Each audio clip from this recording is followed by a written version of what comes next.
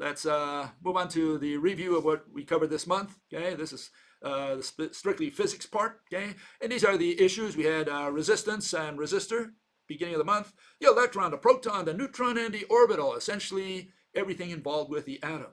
Okay, so here we have it. This is where we start.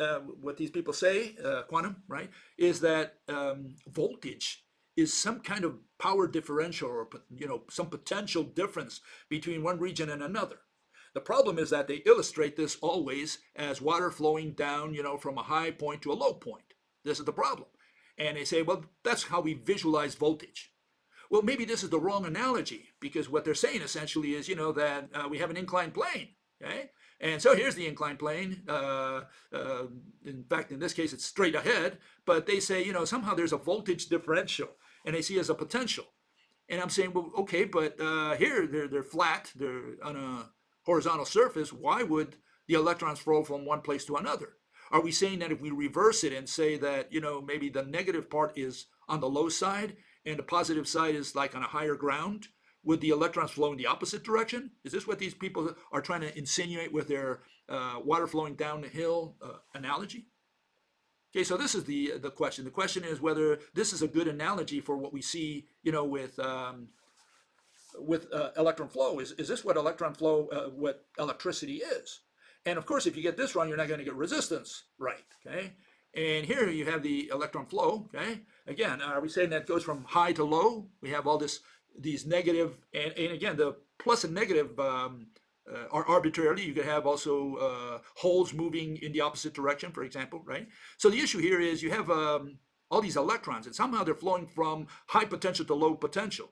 Is the water flow a good analogy for what is happening there? Is that what we're saying? We're saying that one atom is higher than the other one? Are we saying that one part of a circuit is higher than the other one? Because then you're talking about gravity, not about electricity. Okay, are they rolling downwards? Okay, and here you have, again, which I showed, you have all these little electrons, the little soccer balls there that are moving from one atom to another, but then we have a gap. Okay, not only are they moving faster, I guess, if the plane is more inclined than like on the top where you have a low potential, right? But then are these balls also moving through the air? Are they moving through the vacuum? Can we have these electron balls move through the vacuum? Because, either one of the two, either electricity is the flow of electron beams from atom to atom, going from valence band to valence band. They're in the conduction band there, right? Moving from valence band to valence band, meaning the outer part of the atom, or they move through a region that has no atoms whatsoever. Which is it? Okay, so this is the problem. The problem is that resistance, they're saying, like, in the case of air, right? Air is a good resistor, right? Good insulator. And what they say is that, the atoms, the electrons, for some reason, don't move through the vacuum. Do they or don't they? Do you need an atom there for the electron to step on for it to move to the other atom? Or can the electron just, is it a little bead that can move through the vacuum or through, a place where there are no atoms? That's the issue. Okay, so this is the question. Okay, and so, what is a resistor? Well, under our version, here it is. You see what a resistor is. And we're saying that it's just first of all, electricity under this version is the rotations of merged electron shells. So we have all these atoms and they're merged to each other. Really, it's on the molecular level, but to simplify the argument, we say, look, imagine a bunch of hydrogen atoms and they're all merged together because their electron shells or electron membranes are fused into each other. So think of it as a long line of atoms, okay? And that's what electricity is. But what is a resistor or some kind of insulator? Well, what it is essentially that you have atoms there, but those atoms are not moving as fast as where electricity is moving fast. And so what happens is, you have a region where all these atoms or these molecules that are fused with each other because of the type of material, could be glass, could be air, could be, some kind of insulator, rubber, they move slower in that region. That's all it is. They're still connected, but they don't move as fast as in the other place. And depending on how fast it moves, it's a resistor with low impedance or high impedance. It depends on the speed with which it moves. Okay, so that's our version. Okay, we don't ask you to believe it, we ask you to understand it. Okay, moving on here. Give me a second here. Okay, and then we have the electrons. What is an electron? Well, here we have a movie of an electron movie. Okay, here we have it. This, according to a Swedish university, says they filmed an electron. And it's funny because, you know, the electron, they say it's a point particle that is smaller, a little bit smaller than an atom. It's actually smaller than a proton, smaller than an atom, and smaller than anything we can see with anything that we have today in any of our technologies. And these people say they filmed it, and look, they made it quite big for us to see. And so the question is, what did these people film? Because we can't see a hydrogen atom. Hydrogen atom is, think of a hydrogen atom as a football field. The proton is like, you know, a dot or like a football in the center of that field. That's how big a proton would be. And the electron would be a little dot in the stands, you know, maybe, I don't know, a little stone, or maybe your cup of coffee out there in the field. It's a small little piece of a small particle according to quantum mechanics. We can't see the atom, we can't see the football field, much less can we see the football in the center of the field, much less can we see the electron, which is 1,800 times less massive, meaning maybe smaller than the proton. And these guys filmed it. And not only did they film it, you can see that it's got little lines there. In other words, this electron seems to have components to it, something smaller than it. It's got parts to it. And today we say the official version is that there are no parts to the electron. The electron is known to have no parts. And again, because we can't see an electron, we can't see a proton, we can't see a hydrogen atom, you know, then how could these people have filmed it? What does this have to do with reality? Is this true, what we're staring at? Or are they giving you some baloney? Are they feeding you some baloney? Okay, so if those are the electrons, then these people are saying that these electron beads can go from one galaxy to the other. You know, you can shoot them, and there happen to be no atoms in between, I guess, because if you shoot them strong, you know, hard enough, those electrons will just go right through space, empty space, vacuum, nothingness, and reach the other galaxy. In fact, keep in mind that these electrons are, you know, they're discrete balls, each one of them. Okay, think of them as that for a second. And so these discrete balls that are moving in one direction somehow, according to some dissident sites like the Electric Universe, produce these filaments. You know, they interconnect all galaxies and all stars and everything out there. And you say, how can that be? How could they be interconnected if the electricity is flowing in a single direction? And they're all discrete little balls, you know, so how can this possibly be that, you know, you have these filaments that supposedly bind all these galaxies, and according at least to the Electric Universe, they say that electricity is gravity. Okay, so if it's gravity, what they're saying is that they're pulling, and how can you pull with all these discrete particles moving in a single direction and again being discrete? Okay, so we have a problem in several aspects, and one of them is, again, this is the famous electron bead. It's a discrete bead, as you can see there. It's made of parts, and not only is it made of parts, but it is so small that people say that it has no size whatsoever, and yet you have the people from the Swedish university, one Swedish university, Lund, I think, university, that filmed it, shake hands with it. They interviewed the electron. Yeah, they talked with it. Okay, so here's what quantum has this notion that the electron beads are moving from one region to the other. Apparently, we need these atoms for the electron bead to go, you know, from one atom to the next. But quantum mechanics has gotten rid of, you know, the atoms itself. They just do it with electron beads. And here's again my notion of their notion. Let me put it over here. Of what electricity is and what resistance is. Okay, and what it is you have this serious problem where the electron beads are moving through the vacuum, and they say it's a question of how powerful your gun is. If you got a big gun, that's the notion people have, you know, that then the cannonball will go to the other side of the to the other bank of the river. That's the notion they have. And so they think they don't need the atoms. Sometimes they say they do, because when they explain electricity, they say it's, you know, the conduction band. What is that? Well, it means electrons are moving from atom to atom. That's the first notion. But then they get rid of the atom and they say, you know, even if you don't have an atom, like if you have total vacuum, the little bead will go right through the vacuum if you have a powerful enough gun. So what's the powerful enough gun? It's the voltage. What is the voltage? It's a potential. What is a potential? Well, think of it as water flowing down a hill.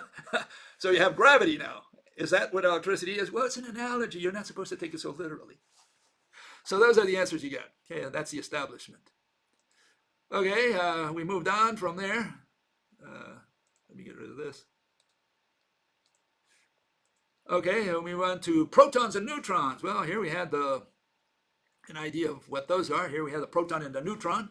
That's how they're portrayed. You have 2 ups and 1 down, and 2 downs and 1 up. Right, we're done. Okay, and this was a mathematical calculation. You know, you had 2/3 plus 2/3 in the case of the proton, 2 ups, and minus 1/3 down, and you got 3/3, which is 1 charge. That's why the proton has 1 charge. That's why we have 3 quarks in there. Okay, that's why you have 2 red ones there and 1 blue one. We're done. Okay, and why doesn't the neutron have any charge? Well, because the neutron has 2 downs and 1 up, and the 2 downs are 2 1/3, negative 1/3. The up has 2/3, and so you have 2/3 minus 2/3, you have 0. That's why the neutron has no charge. Okay, for that they had to give the quarks partial or fractions of charge, meaning they had to have 1/3 charge in order for this to happen. In other words, what you're talking about is mathematical calculations. It has absolutely nothing to do with reality out there. They have not proven reality. What they've done if they said, well, this is how we can justify charge on the quark and on the proton and on the neutron. Okay? And then why don't these quarks fly away? Well, for that they had to invent the gluons. And the gluons are portrayed as springs. So you see the springs there and you say, okay, I understand that. The quarks don't fly away because they are united. They are bound by springs. Turns out those are not springs. Those are gluon particles twirling around, you know, going in a spiral motion from one quark to another, because it's a particle. The gluon is not a spring. At least you won't find it like that in the standard model. Well, if you look up the gluon, it's a little particle that goes around in a spiral motion from quark to quark. So how does that pull 2 quarks together? How does that one-way circular or spiraling or elliptical motion, you know, helical motion, how does that pull on another quark? And what's more conspicuous here is if we get rid of all those, you know, springs and quarks, the question is, what is that round sphere that encapsulates the quarks and the gluons? What is that round sphere that we identify with a proton and also with a neutron? In other words, this is what I'm talking about. Here we are. You'll see it here. That's what we want to know. What are those spheres? Okay, because here you see the quarks and the gluons. Okay. Give me a second here. See here, you see the quarks and the gluons. Okay, and you see that there's a sphere there, some tenuous yellowish sphere that goes around that and prevents everything from flying out. Okay, so forget about the gluons. We don't even need them. We can do it with quarks. The quarks can't leave the proton or the neutron. Why? Because they're encapsulated within the sphere. They're trapped in that prison. Okay, and so this is what we want to find out. What are those spheres? They never identify those. They just put them by hand. They say, well, it is so. Okay, and so this is the problem. We don't know what those spheres are. Okay, so the day they can identify those spheres, maybe we can get started with the presentation, with their understanding their theory. Okay, right now we can't understand their theory because we can't understand why the quarks don't fly away. And especially when the gluons are just a little spiraling particle that goes from one quark to the other. How does that pull 2 quarks together? I mean, if I throw a stone on you, how did I pull you? That's the issue. Okay, I can pull you with a spring. We can all understand that. If you're tied to that other spring and me here, I can conceivably pull on the spring and pull you over because this is an elongated object that binds us both. But if I throw a stone to you and it goes in a spiral motion to you, how did I pull you? What's the mechanism? That's the question. For that, they had to build a sphere around the proton and the neutron. They said, now you understand, don't you? Now you see why the quarks don't fly away. They're trapped within the sphere. Okay, where's your sphere in the standard model? Has anybody identified the sphere and given it a name and say, this is the sphere that encapsulates the proton and the gluons? And they call those protons. It's a spherical proton. Again, by hand, they've never seen a proton. Can't see that deep, that far. Okay, and that takes us to the orbital again, and one fellow. Oh, hold on. Let me get that out of the. I got one in between here. So here's the orbital, okay, famous orbital, and the orbital should be like the one on the right because they say that the electron bead simply flies around somewhere around the proton, okay, in the case of the hydrogen atom. And so what we should see is just a little bead next to a proton bowling ball. That's what we should see, and that's what you see on the right. Now, I put it in a circular orbit. They say that's not completely true. The electron could be anywhere, fine. But it's always within a region close to the proton. It can't go beyond that. A certain region can't go within the distance from the proton. In other words, the electron never falls to the proton. The electron never leaves the proton all by itself, spontaneously. When you put two of these hydrogen atoms together, well, that's what you should have, what you see on the right. Instead, when they put two atoms together, they illustrate something else. They illustrate this encapsulating medium, again, unidentified medium. They call it an energy level, or they call it an orbital, okay? And we don't know what that orbital is. What is an orbital? Is it some kind of, substance? What is it? Is it a membrane? Is it some kind of wrapping that we put around atoms? See, they change their physical interpretation. That's the issue. The issue is that they should be illustrating what you see on the right, and that's not what they usually illustrate. They usually illustrate what you see on the left, and they never justify how these regions merge. It would be much simpler to say that those regions are actual membranes of some kind of material, right? Then we can make sense of that. But as long as they call them orbitals, and they say, well, an orbital is just a concept, mathematical concept, then we cannot understand it. We cannot understand their physical interpretation of how two hydrogen atoms merge to form, a hydrogen gas molecule. And that's what the whole issue is about. Okay? So yeah, we don't know what resistance is, because resistance, they say, it's just a material that you put in there that causes electricity to go slower or not at all. The more resistance it is, the more resistive it is, the more it becomes an insulator. Great. What is that based on? That's based on two concepts. One, the potential between, the voltage, supposedly potential, which they illustrate as water running down a hill, which is the incorrect analogy, because that's got to do with gravity, not with electricity. And that's easily proven, if you want a proof. If you want, an argument that's really valid, all you have to do is raise the other terminal up and find out if the electrons flow the other way. They don't. Okay, so it's based on that notion, wrong notion of voltage. It's the irrational notion also of electricity, because they never identify whether electricity is the flow of electron beads from atom to atom, right? Or can the electron bead go through empty space? And that's just one of the issues. Another of the issues is, what compels each bead to move in the first place? Why would a bead move from one atom to the next? What pushes it? What pulls it? You got to have a mechanism for that. You can't just say, well, the energy compelled it to move. What does that mean? Energy is a concept. You can't say that energy is a baseball bat and it hit the ball. You can't do that. Not in physics. Okay, and then you have, the proton and the neutron. They're encapsulated within this mystical ball, sphere, membrane. I don't know what it is. They never identified it. They just call it a proton and a neutron. And and then again, they have all these gluon springs holding the protons within that ball together. And it's not a spring. It's a one-way particle that has helical motion. From one quark to another. We don't know how that pulls two quarks together. So that cannot be understood. The electron bead, it's made into this monster that can flow. They even filmed it, and it turns out, you can't photograph a hydrogen atom. No one can tell you what a hydrogen atom is, but they know what an electron is. They filmed it and interviewed it and, shook hands with it. Great. What are they selling you? Okay.